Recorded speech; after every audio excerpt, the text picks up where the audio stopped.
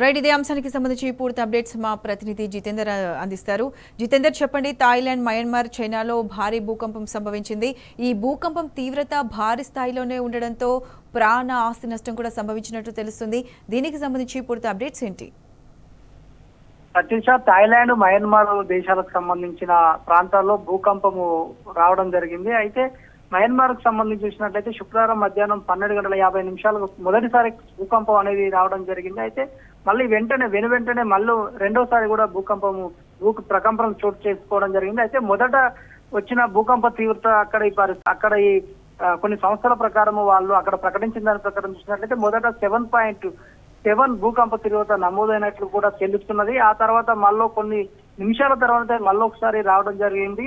Myanmar కు సంబంధించి రెండోసారి వచ్చిన భూకంప తీవ్రత రికార్డు ప్రకారం చూసినట్లయితే 6.4 గా నమోదైంది. సెంట్రల్ మయన్మార్ ప్రాంతంలో సంగే అనే ప్రాంతంలో 16 కిలోమీటర్ల దూరంలో 10 కిలోమీటర్ల లోతులో ఈ యొక్క భూకంప కేంద్రం ఉన్నట్లు కూడా వీళ్ళు గుర్తించడం జరిగింది. అయితే ఒక్కసారిగా వచ్చిన ఈ భూకంపం భయంతో ఒక్కసారే ప్రజలందరూ కూడా రోడ్ల మీదకి రావడం, అహంకారాలు చేస్తూ భయపడుతూ ఆందోళనతో రావడం జరిగింది. అయితే బ్యాంకాక్ సంబంధించినట్లయితే బ్యాంకాక్ లో 7.3 గా తీవ్రత నమోదైంది. బ్యాంకాక్ కాలమానం ప్రకారము 1:30కు ఒక్కసారిగా భూకంపం రావడము, పెద్ద ఎత్తున అక్కడ పెద్ద బిల్డింగ్లు కూడా ఉండడం వల్ల జనాలందరూ కూడా బయటకు రావడం జరిగింది. అయితే మయన్మార్ లో చూసినట్లయితే ఈ యొక్క భూకంప తీవ్రతకు మండేల్లో ఉన్న ఇరావతి నదిపై ఆవా బ్రిడ్జి అనే చారిత్రక ఒక బ్రిడ్జి ఉండేది. అది ఈ భూకంపం ఒక్కసారిగా కుప్పకూలినట్టు కూడా తెలుస్తున్నది. అయితే థాయిలాండ్ కు సంబంధించి భూకంప తీవ్రత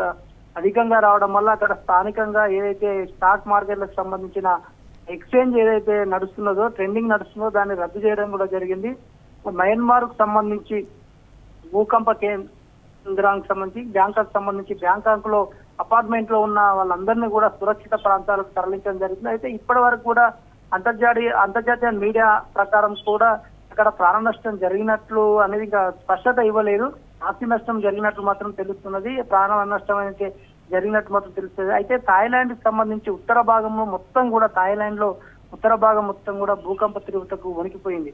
అయితే గతంలో కూడా ఇట్లాంటి భూకంపాలు మయన్మార్ లో రావడం జరిగింది. మయన్మార్ లో ఒక 1930 నుంచి 1956 మధ్యలో ఈ యొక్క 7 తీవ్రతంగా వరుసగా కూడా ఈ భూకంపాలు రావడం జరిగింది. ఆ తర్వాత 2006లో ఒకసారి రావడము, 3 చనిపోవడం జరిగింది. అయితే ఎక్కువగా కూడా ఇంత తీవ్రత రావడం అనేది ఇప్పుడే నమోదు కావడంతోనే అక్కడ ఉన్న ప్రజలు తీవ్ర ఆందోళన అయితే చెందుతున్నారు. ప్రతిష, జితేందర్, చెప్పండి. అంటే ఈ మధ్య కాలంలో ఈ భూ ప్రకంపనలు అంటే రిక్టార్ స్కేల్ పై 7.9% ఎప్పుడు ఈ మధ్య కాలంలో రాలేనట్టు తెలుస్తుంది. మనం కూడా విజువల్స్ చూస్తున్నాము. పెద్ద భవనాలు నేలకూలాయి, ఆస్తి నష్టం కూడా భారీగానే జరిగి ఉండవచ్చు. సో సహాయక చర్యలు ఏ విధంగా కొనసాగుతుండొచ్చు? పూర్తి అప్డేట్స్ ఏంటి? రెండు దేశాలకు సంబంధించిన థాయిలాండ్, మయన్మార్ దేశాలకు సంబంధించిన ప్రభుత్వాలు కూడా అప్రమత్తమై అక్కడ సహాయక చర్యలు కొనసాగిస్తున్నప్పుడు కూడా ప్రజల్లో నెలకొన్న ఆందోళన, భయం ఏదైతుందో ఆ భయంతోని కొంత అక్కడ పరిస్థితులు కొంత భయంకరంగానే ఉన్నాయి. అయితే పెద్ద బిల్డింగ్ బ్యాంకాక్ లాంటి ప్రాంతాల్లో, రాజధాని ప్రాంతాల్లో అత్యంత ఎత్తైన అపార్ట్మెంట్ ఉండడం వల్ల ప్రజలు ఆందోళన చెందుతున్నారు.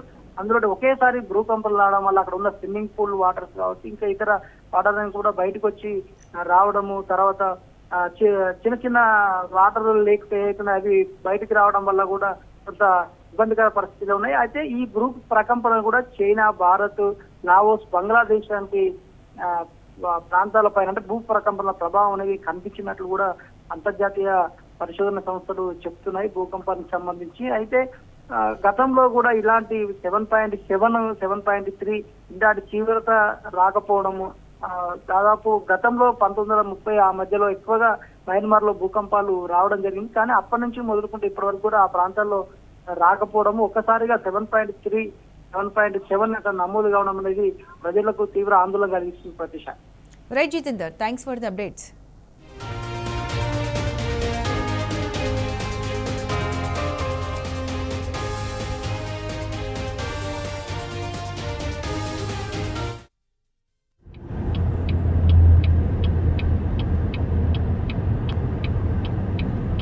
ตึกอะไรวะเนี่ยถล่ม